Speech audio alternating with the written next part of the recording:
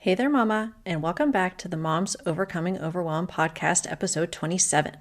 I'm Emily McDermott, and I am here beside you on this journey as we work together to declutter your home, head, and heart. It seems that laundry is definitely an area of overwhelm for all of you because last week's episode about my 20-minute laundry routine was one of my highest downloaded episodes.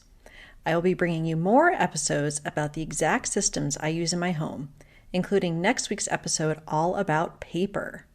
Today, I'm thrilled to bring you an interview with Dani Watson. Dani is a former first grade teacher turned home decorator. She describes herself as a daughter of the king, wife, boy mom, and popcorn enthusiast. She's also the host of the #1 ranked home design podcast, Fig and Farm at Home. What I love about Dani and why I invited her on the show is that she teaches busy moms with real homes and real budgets how to break free from the Pinterest perfect trap to create a home that tells their story with their style. She also grew up in a cluttered environment, and this really influenced her approach to design and decorating. As we are decluttering, we want to keep in mind what is most important to us, and that includes asking ourselves how we want to feel in our home and what story we want our home to tell. Dani believes that homes are a canvas for storytelling, and learning how to intentionally decorate your home can help make it feel like the restful haven you want it to be, not a cluttered, overwhelming place. And spoiler alert, the secret to intentional design is not buying every throw pillow you can find at Home Goods or Target. If you are interested in learning more from Dani, I've linked to her podcast and her free Facebook group in the show notes. I've also provided a link to her course, Design 101, which is launching on March 16th, 2023. So what do you say? Grab that notebook and pen, and let's dive into today's conversation with Dani Watson. Hey there, Mama. Are you tired of all the stuff crowding your home, calendar, and mind? Do you wish you could say goodbye to the endless to-do list running around in your head? Want to declutter but don't know where to start? You're in the right place. Welcome to Moms Overcoming Overwhelm, where you will find proven and practical solutions to declutter your home, head, and heart. Hi, I'm Emily, a wife, boy mom, and simplicity seeker. I struggled to get pregnant and felt overwhelmed until I discovered decluttering could create the physical and emotional space I needed to become a mom. Now, 2 kids later, I've transformed my life and motherhood by developing simple systems around decluttering, capsule wardrobes, kid stuff, cleaning and tidying, meal planning, time management, and more, and I can't wait to share them with you. If you're ready to reclaim the time and energy you crave, be present with your kids, and finally enjoy the life and motherhood you so deserve, let's kick overwhelm to the curb, shall we? Grab your lukewarm coffee, your notebook and pen, and clear off some counter space. Let's do this. Well, hi, Dani. Thank you so much for coming on the Moms Overcoming Overwhelm podcast today. I'm so happy to have you. Oh, thanks so much for having me. I'm excited to chat today. Yeah, so you and I connected in the podcasting space. We both were in this mastermind together, I guess you call it, Yeah. intensive coaching.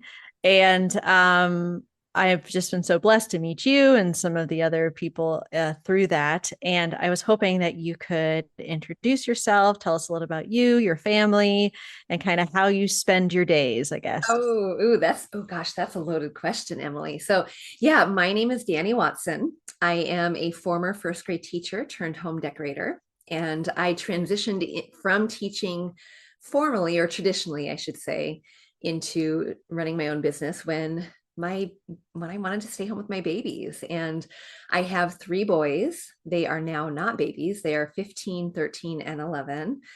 And I haven't gone back to the traditional classroom because I absolutely love to kind of manage my own time and be available for all the field trips, all the things, even running the forgotten lunch back to school. So, um, I kind of fell into this idea of home decorating. Uh, Naturally, I didn't expect it. I didn't plan it. I didn't go to school for it. It just kind of fell into my lap, and I'm so blessed by it. So I have a podcast called Fig and Farm at Home where we do home design on a budget. And it is just so much fun to bless these mamas with the ability to decorate their homes in a way that they really just don't have to take out a second mortgage or have more than they need to do it. Yes, and I really appreciate you have a very like down to earth, realistic, approachable way of speaking to moms. And I have told you, I know this might be considered a limiting belief, but I feel like I have a gene missing, which is like the design gene. I just kind of don't care very much. I just want it to be, tidy and comfortable and be the home that I want and in alignment with my values and all of that stuff. Right. But I know that some people they have to like literally put on blinders when they go past like the home section in Target. And I have never looked through that section. I don't think in my whole life. I don't think so. So it's just I have a very different I'm in a very different world, and that's why I'm so excited to learn from you. And we're going to get into some of your recommendations and tips around intentional decorating and home decor in a minute. But I want to find out a little bit, just part of your journey from a simplifying, decluttering slash editing standpoint, and just what the catalyst was for you when you realized, because we're talking to our overwhelmed mama friends here, when you were overwhelmed or things were just too much and you said, okay, something has to change. This can't be it. I need a simpler life. Can you walk us through that a little bit? Absolutely. Yeah. I remember very distinctly just a few years ago thinking, I would always get really overwhelmed. Like my body would just feel overwhelmed when I felt encumbered. I called it drowning, honestly. I felt like I was drowning by stuff. I would look around and every flat surface in my space, in my visual field, was just completely full. It just like kids' backpacks and the normal things, but then the extra things. And it didn't help, Emily, that I was running this business on the side and I created a lot in order to kind of fulfill my shop's inventory. And so all of the craft stuff was out. But one day, and this was, of course, when my kids were a little bit littler. So, it was a little harder to say, hey, go put your stuff away. Managing that was just a little bit more.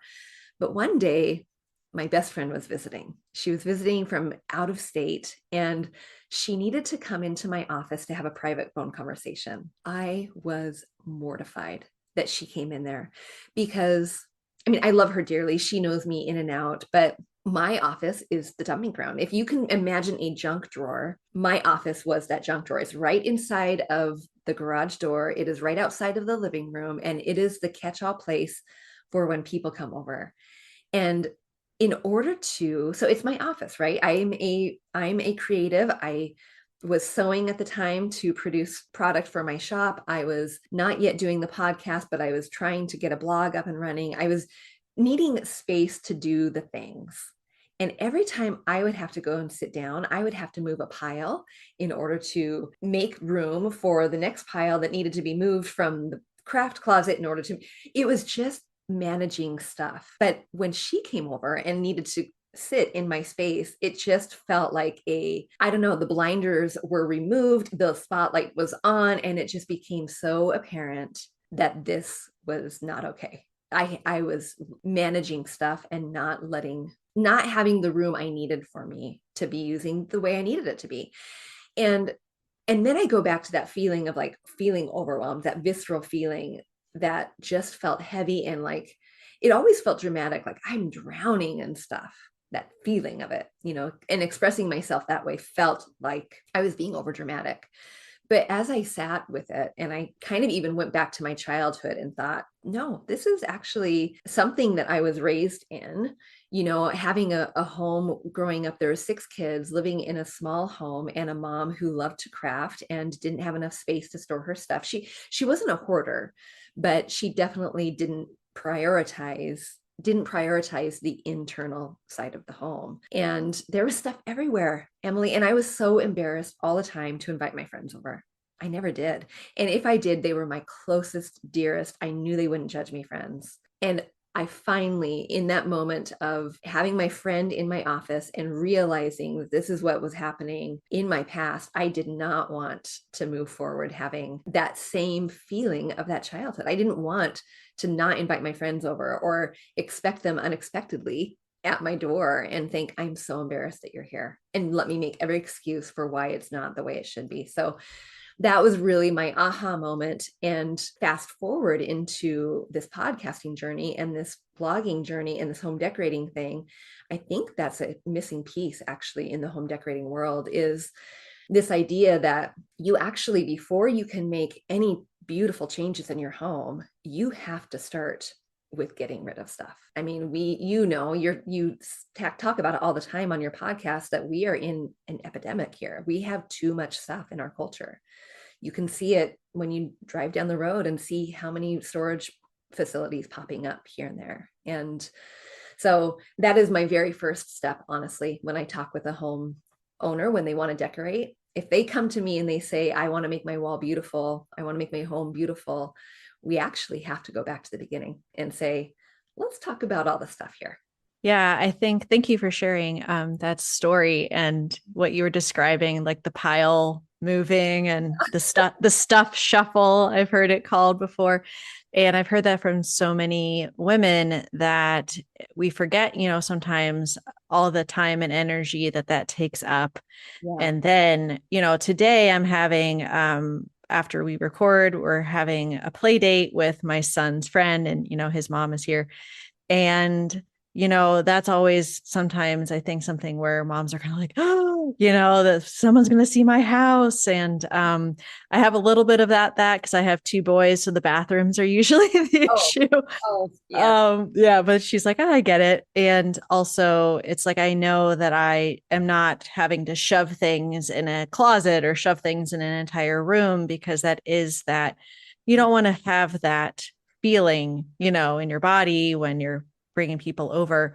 And when you're talking about, kind of the missing piece for home decoration, I feel like professional organizers, it's similar for them as well, because I think it's changed, but at least probably prior, there wasn't really a thought to, okay, let's edit or, let's declutter first. It was more, okay, let's just get you a better organizing system or a better, number of bins from Container Store or whatever. Yeah. And as you were saying, you can't make something beautiful or functional or anything like that unless you are able to get rid of the excess and really, come to it from an intentional place. So, I guess with that in mind, I would love some tips for my mama friends who are either looking to edit what they have in their own homes because they realize, they have the 20 bins of Christmas decorations and it's just such a pain to get in and out, but also for stuff coming in where they feel the siren song of home goods, or they go to Target, they're like, I am going to get these groceries and I am getting out of here. And Right. they come in and they're like, oh, Joanna Gaines, you're so pretty and I want to have what you have. Let me get all the Magnolia Home stuff I can fit in this cart. So can you walk us through some suggestions for our mamas, unlike me, that struggle with some of the home decor side? Oh, okay. First of all, I want to just go back to that point where you said, I'm missing that design gene. I have heard that from other women, and you can learn how to create a beautiful home that you delight in visually, right? And you are doing the decluttering piece, and that is so, so important. So all of your listeners, listen to Emily, follow that advice, and then we start with this, because if we walked into decorating our home without removing the clutter, it would be like putting lipstick on a pig. That is what it would be like. And, a lot of times, especially since we are recording this before Christmas, this is an example for everyone really, but what happens is we get our Christmas bins out and we try to put all of the things on the shelves and all of the things out and about. And what we don't do is remove the stuff that is there first and take it away, start with a blank slate, and then put the Christmas stuff up that we want, that we feel like it is now receiving that place of kind of glory or honor or whatever. It's getting its turn, right? And when we add layer upon layer upon layer in the Christmas realm, it just continues to look super cluttered. So that is the very first step, is make sure around Christmas specifically is it's okay. Take down the picture, take down the stuff from your mantle, take down the stuff that you are wanting to make pretty and then add the Christmas. But my very first thing, and I bet you say this too, Emily, to your listeners, is it is absolutely okay to bless it and release it.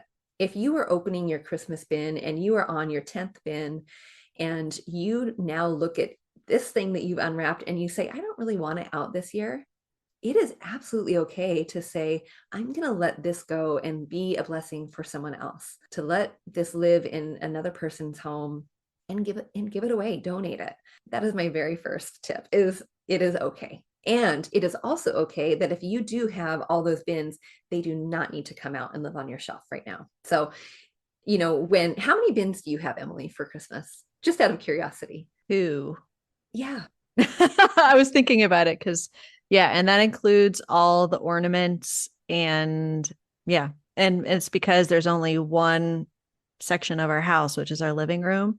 And really, that's the only area that we decorate. And I'm in a townhouse, so it's like that's fine. I don't feel the need to decorate the basement or decorate the upstairs where the bedrooms are. Right. Yeah. And I am a home decorator, and I have 2 bins of decorations, one of lights, and then I have a Christmas tree. So that's 4 things.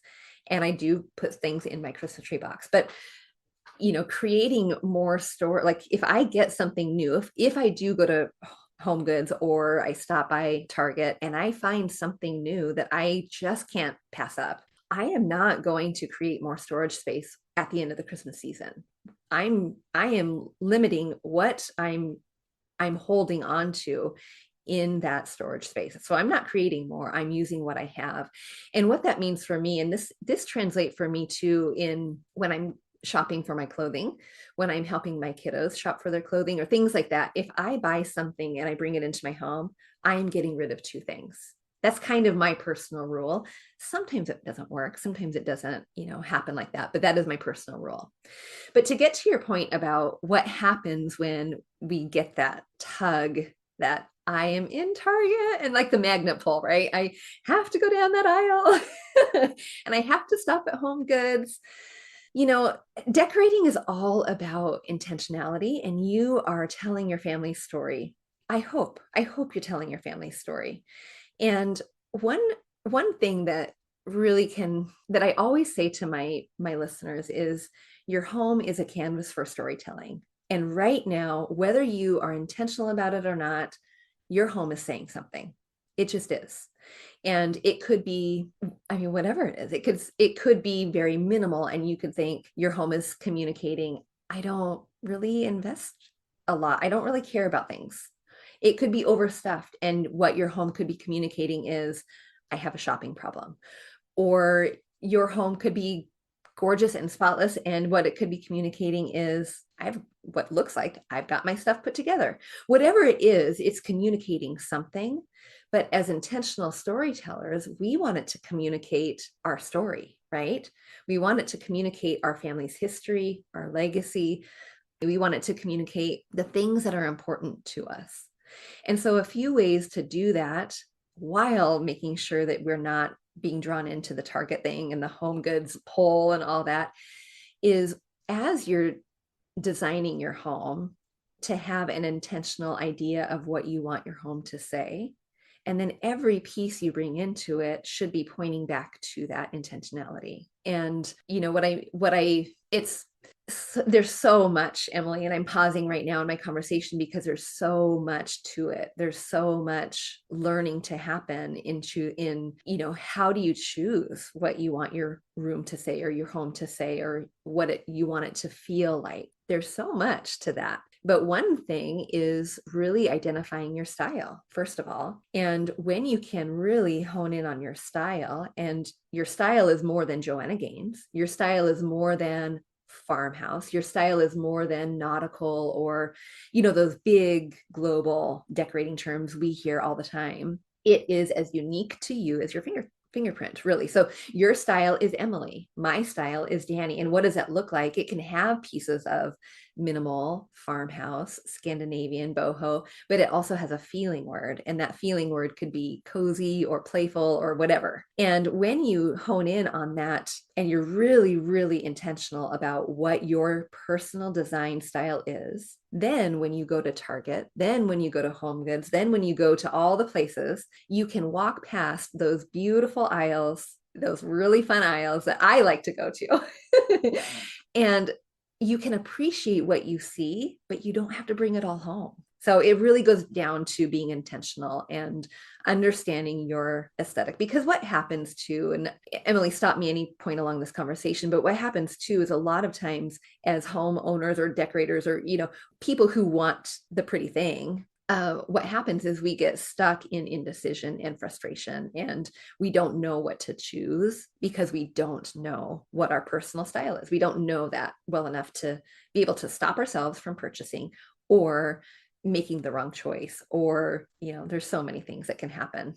You misspend, you purchase and you don't know how to use it, all the things. Yeah, something clicked while you were talking about that, because here I am thinking, oh, I don't have the design gene, so I can't really, but I can actually, because when it comes to buying clothes, you have a personal style around your clothing. Yeah. And one of the things that I got recently, I'm not an affiliate or anything, but it's called Your Color Guru. And it's like they help you with your coloring and what colors work best for you in kind of a more modern way, not like the 80s way or whatever, when it's like summer and autumn and the whole thing. That's been really helpful for me because I actually have a color card. And if I go shopping, then I know exactly what colors work for me and what don't. And so I can selectively ignore the Yeah. things that don't fit in with this particular color palette. And Yeah. I also know what styles work for me in my lifestyle and, the things that I do on a daily basis. So I kind of do that with clothing, and I can be intentional, not get overwhelmed, and then really be able to focus on the things that are going to work for me with clothing. So I guess I kind of do that already. You do. And I'm going to just jump into what you just said. You mentioned a couple key things, and one is a color palette, and that is a really intentional decision when you are creating your home space that you love, right? And having that color palette that you create can help you not only create a home that looks cohesive, but it helps point that arrow back to the intentionality. So you know that if your color palette is predominantly whites, blues, and greens, you know that those pink things over there, that's cute, but we don't necessarily need it. Just like your clothing. Yeah. The other thing that you were mentioning that I've spoken about a lot on my podcast is this container concept or the container rule, where it's like, okay, if I have the 2 bins for the decorations, whatever that might be, then when you find something you like, you're switching it out. So it's still the same amount of real estate, like you said, within your home. And that can really go for anything. So when you are sure that what you have right now, okay, I'm happy with what I have, but if you're looking, then you're not continuing to add and add and add. And then before you know it, your storage spaces are completely Right. cluttered and everything like that. So I think that that's a really helpful mindset shift to have. And I guess that I know you talked a little bit about this, but is there any other suggestions that you would have from an intentional purchasing standpoint where you recommend to your listeners or to your clients that they are shopping within other kind of constraints, whether that be budgetary or otherwise, so that they can be super intentional on that budget? Because I know you talk about that, because I think otherwise it is easy for people to get kind of carried away. Yep. And, I hear from so many moms, it's kind of like, I don't know how this stuff ends up in my house. And Yeah. all of a sudden I go and I want to get the one thing and I get all these other things and the credit card bills, and then it causes strain within your relationship. So how do you recommend someone start as far as on the financial side, kind of creating that budget around their decor? Love it. Okay. I'm going to answer that in just a second. Can I go back to that storage containers Yeah. mentioned? because something just clicked for me that I think will resonate with your listeners. And that is the idea, if we can understand what you talk about on your podcast, this idea that you don't want to have more, you don't want to ever create more storage space for what you already have. If you think about your couch, for example, as a storage space, you only have so much room for pillows, right? And if you have the 4 pillows, 5 pillows, whatever number you have, then when you go out to go shopping, do you need the other pillow? You know what I mean? So if you think about the things that you're decorating with, your chair, your blanket basket, all of those in and of themselves are storage containers. So your listeners can think about it that way too, to help mitigate that idea of shopping for excess. But in terms of budget, this is also very intentional, Emily. So, and it will help your listeners save money in the long run. So my program, how I work this is we start with decluttering first. We get rid of what it is we want to, that just doesn't serve us, that we are when we are serving our stuff, it just becomes problematic. We want to have a home that serves us, delights us, so that we can have more time with our kids, our family, the people we want to bring into our home. After that, when you're starting with a room, you need to know what the room is doing for you. And sometimes that is identifying the pieces that are doing the job that needs to do, like a coffee table, for example, or a dining table, or the things that aren't doing the job, the things that are excessive already in your current home. So if you have a corner shelf that is just hanging out there, what's it doing for you? Is it working for you, or is it just a thing? And being intentional about keeping it or not, kind of creating the start of the plan. And then once you learn and understand your design style, your unique design style, that's when you can start deciding how you might want to make change in your home, right? So if you start by identifying your style, you start recognizing the design elements that you have that are pointing back to the intentionality of the thing that you want, right? The home you want. Like you're starting then to pay attention to the colors you choose, the metals you choose, the wood tones, how many you have, all of that. And then really it comes down to creating a plan. So you can't really have a plan for purchasing, for making big change, even just the couch, we'll say. You need to have a plan first before you make that. And a lot of us get stuck in this idea of going out and finding it because it's on sale. And when we do that, we get so stuck. So imagine doing that with a pillow. That's a maybe $25 purchase, 50 if we're really exorbitant. But you do that with a couch and you then are stuck because you have overspent. You can't change it. If you realize once you're on that road of an intentionality in terms of choosing decor that is cohesive and all that, you can be limited and kind of handcuffed and bound to this expensive purchase that now is bringing you down. And when you don't make a plan in the beginning, let's say that hindrance is your couch. Sometimes you want to make the small purchases, the quick home goods stop, the quick stop at Target, because you're wanting to fix the big problem, which is the couch that you purchased without a plan in the first place. And so it's really kind of a dance that is easy to remediate if you start with a plan. And when you can start with a plan, the changes that you can make don't have to be the $1,000 changes. They don't have to be the $2,500 changes. They literally can be the paint on your wall. They literally can be, the layer you add with curtains or whatever. But it really comes down to making a plan and knowing the end goal so that you can reverse engineer. I mean, you hear that term all the time in the business space, right?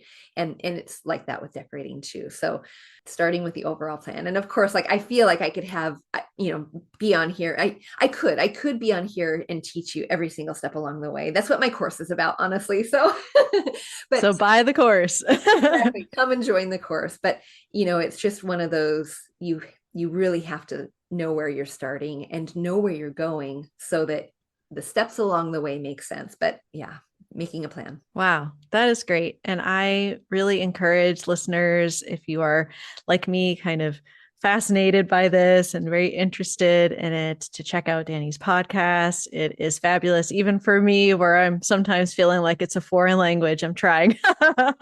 but you have such a, like I said, down to earth, practical approach. But the intentionality is something I feel like you don't always find in Right. that space. So I really appreciate that. Could you, Dani, tell us how everyone can connect with you? Because I know they'll want to, besides the podcast, and where people can find you. Yeah, absolutely. So, of course, the easiest way is on my podcast, and that's on any major podcast player. And it's called Fig and Farm at Home.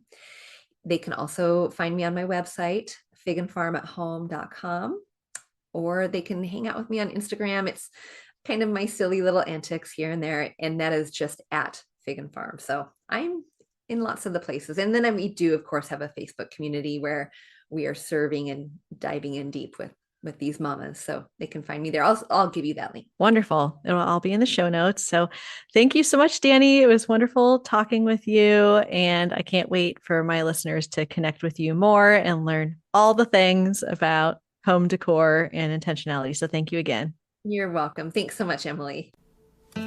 If you like today's podcast, here's what you can do. Just take 30 seconds to leave me a review. I know you're a busy mama. You're overwhelmed, in fact, but 30 seconds of your day makes such an impact. I'll be blessed by your words. They'll definitely make my day. And who knows, you might be entered for this month's giveaway. In Apple Podcasts, scroll down to write a review. Thanks so much for your time. I'm so grateful for you.